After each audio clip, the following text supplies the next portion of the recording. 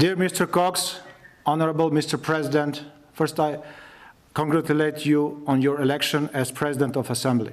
Dear colleagues, it is an honor for me to address the Parliamentary Assembly, and I wish to express my gratitude to reporters Ms. Aberg and Mr. Kilin-Yunman for their work on the report about democracy in Armenia. The determination by the Parliamentary Assembly and the Council of Europe that Armenia has made progress is important to us.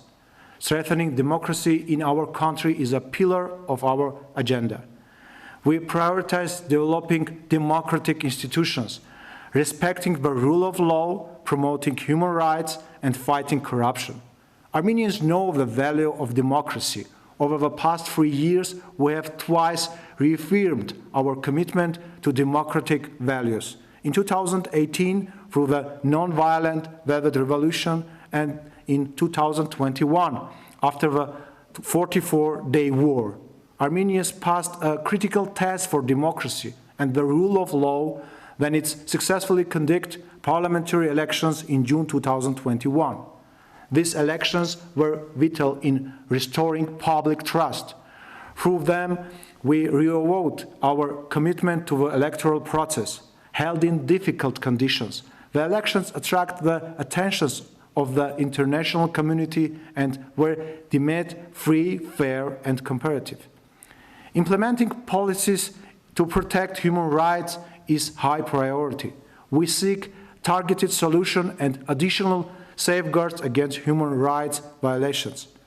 We continue to implement reforms to fortify the electoral process, to meet the European standards legislation ensuring the free exercise of electoral rights will be enacted. We have launched a new round of discussion in the framework of the newly established Constitutional Reforms Council. Fighting corruption is another important priority of our government.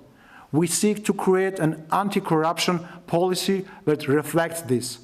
To this end, the role of the Commission for the Prevention of Corruption mentioned in the report is significant.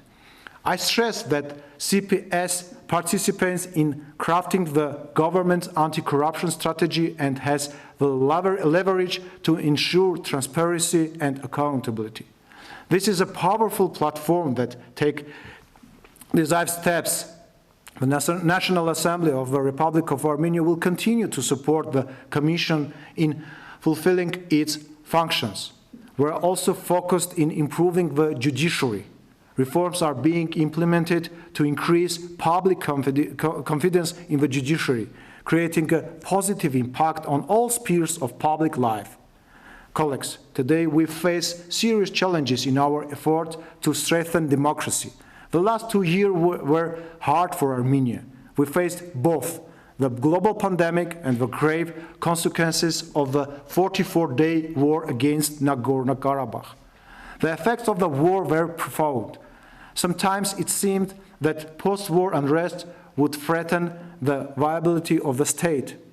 Today, the biggest challenge for us remains security. The Armenian people and our democratic achievements have been under constant threat since September 2020. We strongly believe that only peace can guarantee long-lasting security and stability, and that is why our government's greatest duty to its citizens is start an era of peace for Armenia and the region. Of course, accomplishing this objective depends not only on us, but also on other countries in the region and the support of European institutions, principally of OSCE and the Council of Europe. Armenia assumes its share of responsibility for building the foundations of peace in the region.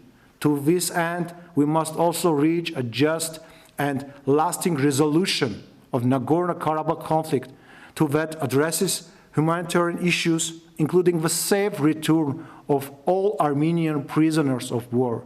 Thank you for your attention.